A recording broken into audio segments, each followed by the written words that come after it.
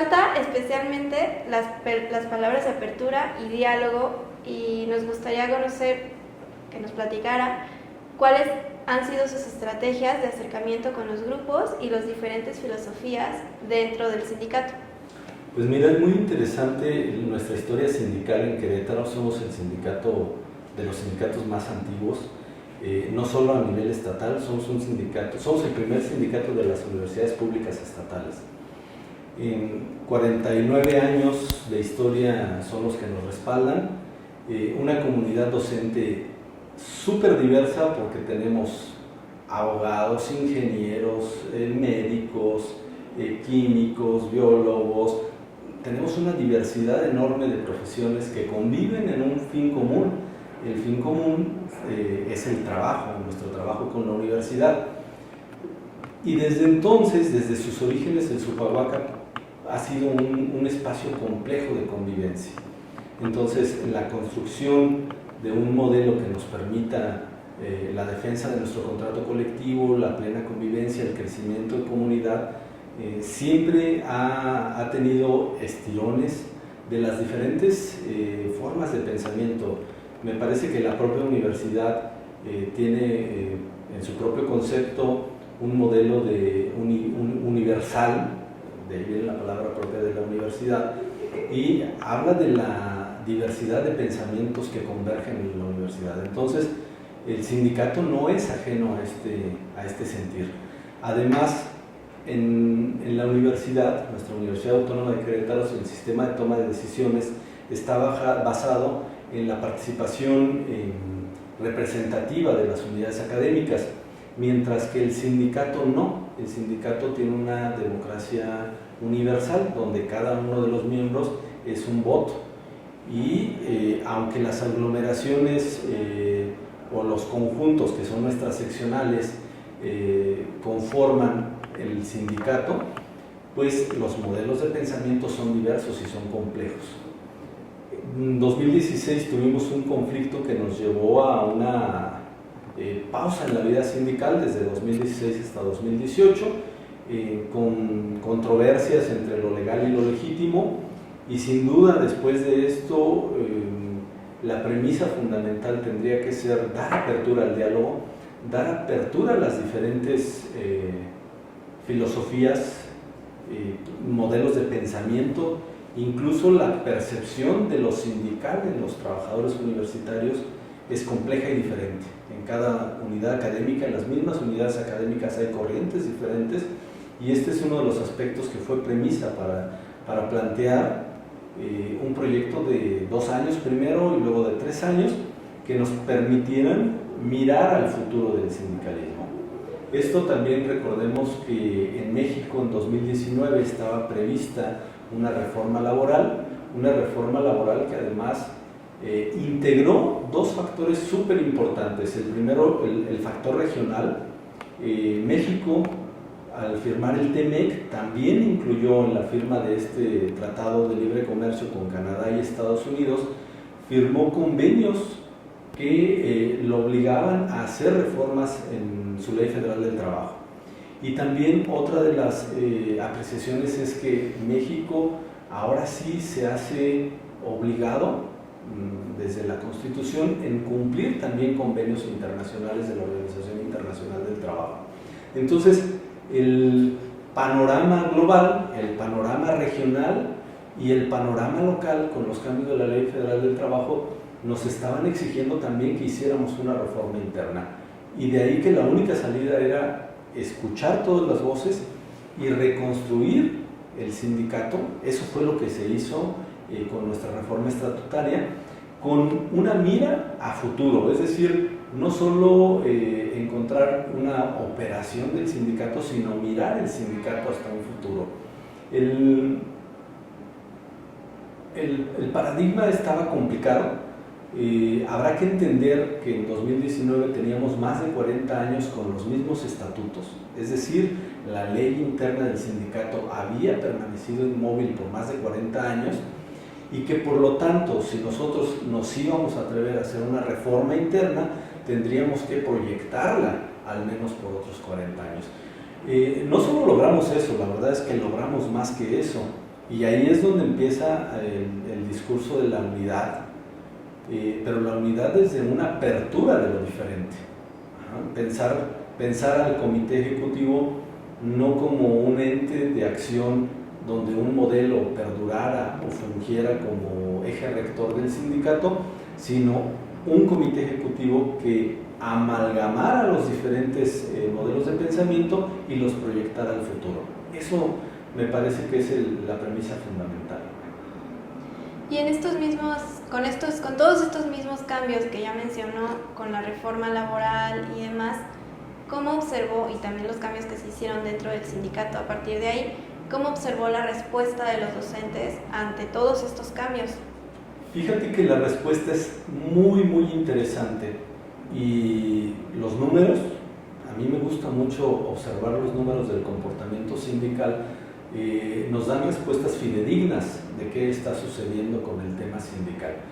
Cosas como la participación en las asambleas, que se ha incrementado, son sin duda un indicador palpable de que la cultura sindical cambió, de que la participación en el quehacer sindical está incrementándose, y que también no solo eso, sino entender qué es nuestro contrato colectivo, por qué estoy afiliado a un sindicato y cuáles son todos los beneficios que eso implica, empezaron a permear en la comunidad universitaria.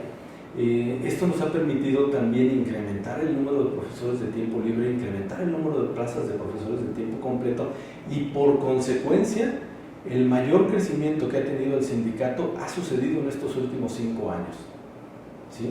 Eso creo que es una respuesta no porque yo lo diga o no porque lo siento, no, los números son claros, hay incrementos potenciales en el número de participantes a asambleas, hay crecimiento en las plazas de tiempo libre y hay crecimientos en las plazas de tiempo completo. También cruzamos en esta reforma laboral un tema que estableció la Ley Federal del Trabajo, que se llama legitimación de los contratos colectivos. La legitimación de los contratos colectivos es que los trabajadores den cuenta que el documento que establece las relaciones entre el patrón y el trabajador, que es el contrato colectivo, realmente es el que ellos están de acuerdo y el que ellos legitiman ante la ley.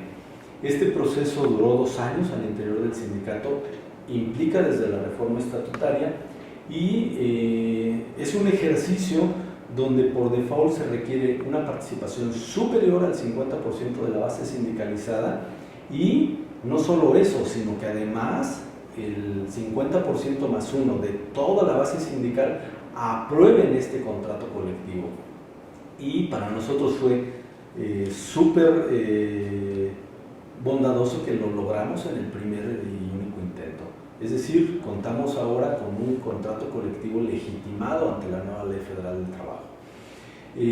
Hay que entender, te digo, los números son importantes, hay que entender que el contexto nacional habla de una pérdida de los valores sindicales y de una desaparición de sindicatos de manera masiva por esta política que estableció la Ley Federal del Trabajo.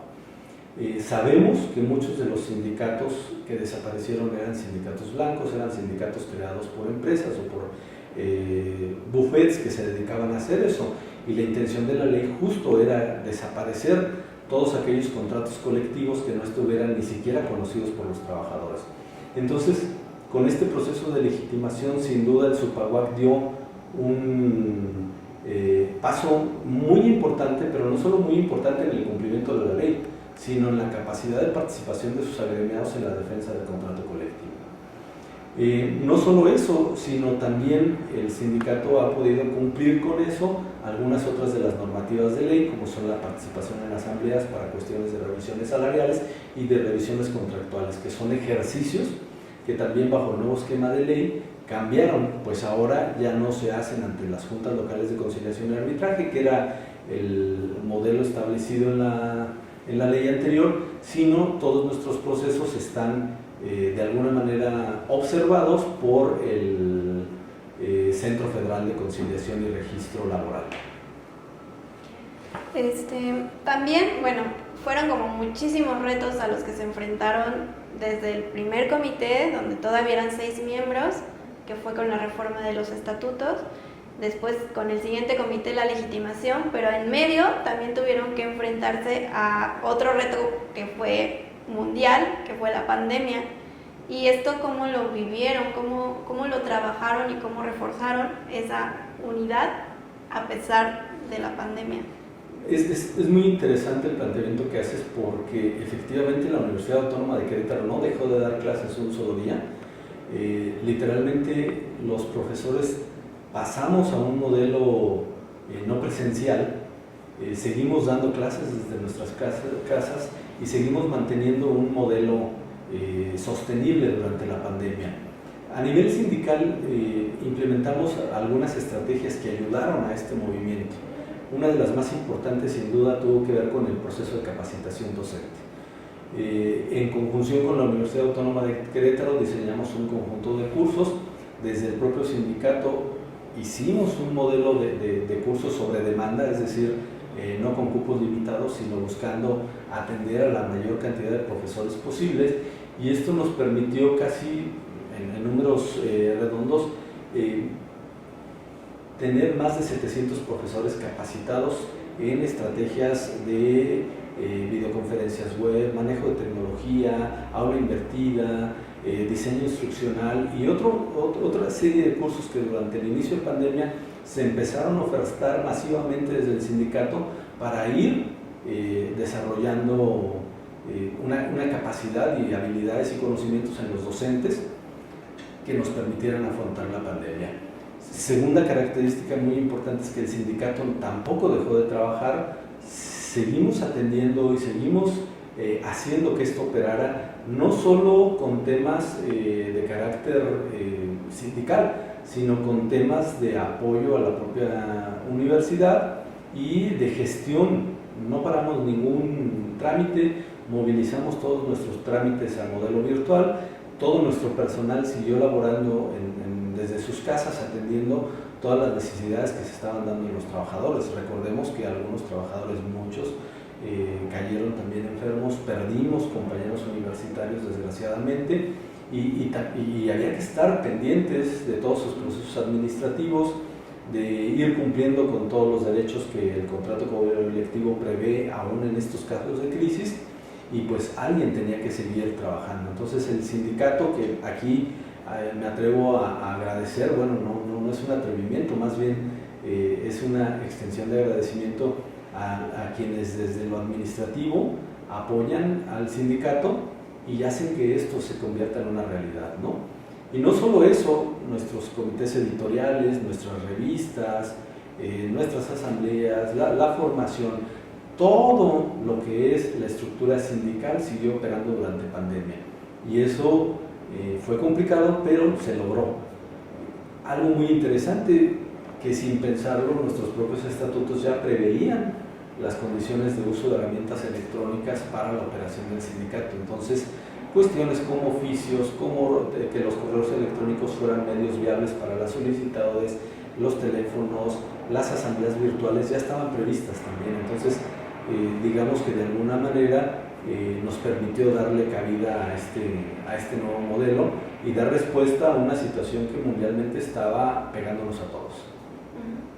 Y justo con la pandemia se abrieron muchos canales de comunicación, como los medios digitales, pero el sindicato ya venía trabajando en la recuperación de espacios como las redes sociales, la página web y el radio y demás. Entonces también me gustaría que nos contara un poco sobre los proyectos que se retomaron, que se fortalecieron y que se plantearon para más adelante dentro del sindicato. Fíjate que eso es algo muy interesante. Me parece que la pauta de diferencia es la profesionalización de los medios. No vamos a decir que antes no estaban profesionalizados los medios en el sindicato. Claro que los hacían profesionales en el área. El problema es que había muchas situaciones que no se habían regularizado, y por esa falta de regularización, entonces dependía de cada comité atender o no ciertas obligaciones. Estoy hablando de la revista Superación Académica, del programa de radio, del programa de televisión, de la nueva revista científica, de los conceptos de publicación de libros, que sin duda se habían realizado y son loables todos los trabajos que habían hecho los comités anteriores, pero que en estos dos comités se hace un proyecto muy importante, y es el ente moral, Sindicato Único del Personal Académico de la Universidad Autónoma de Querétaro, SUPAUAC, se convierta en una casa editorial y tenga la capacidad de ser un creador de contenidos. ¿Qué nos permite hacer esto? Bueno, que aunque tenemos un director ejecutivo de la revista Superación Académica, que aunque tenemos un responsable del programa de radio, que aunque tenemos un responsable del programa de televisión, ahora todos nuestros derechos pertenecen al SUPAUAC como un ente moral. Eso es sin duda una de las cosas que no solo nos deja un buen sabor de boca ahora, sino nos permite trascender a nivel de medios a futuro. Hay conceptos que la gente a veces cuestionaba, yo los entiendo. La revista Superación Académica regularmente, quien fungía como director también tenía la reserva de derechos en derechos de autor, y eso a veces era cuestionado, ¿no? Oye, ¿por qué una persona como individuo tiene los derechos de la revista que es de todos? Pues porque no se había apoyado a esa persona con los instrumentos, con el apoyo legal para que pudiera armar toda la estructura, y que a partir de ahora toda esta propiedad intelectual de creación, de edición, de divulgación y difusión del quehacer académico y sindical sean parte del SUPAUAC. ¿Cuál es la ideología principal? La construcción colectiva. Ese es el entendimiento. Ahora todos tenemos derecho a crear, todos tenemos derecho a producir, y lo único que atendemos es las reglas para que esto vaya sucediendo. Cosas hermosas. Hemos publicado en nuestra revista Superación Académica todos los números de manera continua. Tenemos artículos en lista de espera, es decir, ya tenemos los números completos antes de que salga de que sea la fecha de entrega de la revista, y esto nos permite dar una continuidad al trabajo de divulgación. El proyecto editorial, que lo presentamos este año, también sin duda es un proyecto que no solo convierte a los profesores o al SUPAUAC en una ventana para el quehacer académico y sindical de los profesores, sino también en un promotor de lo académico, de lo sindical y de la ciencia. Es decir, el SUPAUAC asume bajo sus principios acciones colectivas que le permiten trascender y mirarse al futuro. Y además tienen otros proyectos, o se retomaron proyectos como la Casa Club, la reapertura de la Casa Club y la Clínica SUPAUAC, que fueron cosas que se escucharon y se vieron mucho en las redes sociales, y me gustaría que nos hablara un poco más acerca de ellos. Vamos a ser muy breves en eso, porque esas cosas no se presumen, se ven. Y yo creo que la invitación abierta es a que los miembros de SUPAUAC conozcan o reconozcan la nueva Casa Club. La Casa Club es un proyecto que nace desde los 80s, se consolida en los 90s, pero desde entonces solo había tenido un mantenimiento masivo por ahí en el 2010, masivo de lo poquito que tenía. Hoy, de los más de 9,000 metros cuadrados, el área ocupada se acercó a los 4,000 metros cuadrados, es decir, un crecimiento de más del 200% en área ocupable. Hay nuevas oficinas, hay nuevos salones, los patios que ya existían se rehabilitaron, las canchas que ya existían se rehabilitaron, los salones que existían se rehabilitaron, existe una nueva palapa que es un espacio social, existen nuevos salones de formación también, y yo creo que la punta de lanza de estos nuevos espacios es la clínica. La clínica que tanto se había hablado en el quehacer del SUPAUAC, una clínica que es un espacio de atención integral de salud, que sin duda proyecta el trabajo del sindicato no solo al quehacer de un sindicato, sino también al beneficio social que debe de proyectar un sindicato, y eso lo hace muy interesante. Es un trabajo del SUPAUAC para el SUPAUAC, es como tirar una moneda que sabemos que la vamos a recoger en 3 o 4 o 5 años, o cuando ya estemos jubilados, y que va a valer más. Eso es lo maravilloso de trabajar en la infraestructura del sindicato. No estás generando un bien para ahora, sino estás proyectando un bien a futuro. Esa es la política que se tuvo en los espacios. No solo hay que mantener, sino hacer crecer el patrimonio, que es una de las obligaciones del comité ejecutivo. Y esto nos permite decir, lo hicimos bien, y vuelvo a repetirlo, lo hicimos bien porque los números lo están diciendo, no porque yo me interese sentir que el trabajo está bien, no.